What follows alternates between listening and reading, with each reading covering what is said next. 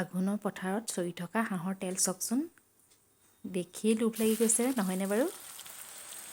আপোনালোকে হাঁহে কোমোৰাই খাই কোনে কোনে ভাল পায় কমেণ্ট কৰি জনাবলৈ নাপাহৰিব আকৌ দেই।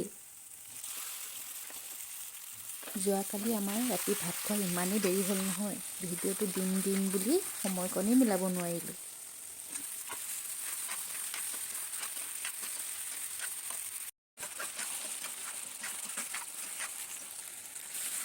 এয়া মোৰ টেষ্টি হাঁহে কোমোৰাই বনোৱা তৰকাৰীকণ হৈ গ'ল আৰু ওপৰত ধনিয়া পাত অকণমান দি দিলোঁ। আৰু মোৰ মৰমৰ ভিউৱাৰ্ছসকল, পাৰিলে ভিডিঅ'টো শ্বেয়াৰ এটা কৰি দিব। এয়া আছে হাঁহ মাংস আৰু কোমোৰা। ৰাতি ভাত সাজ খাই লওঁ দেই।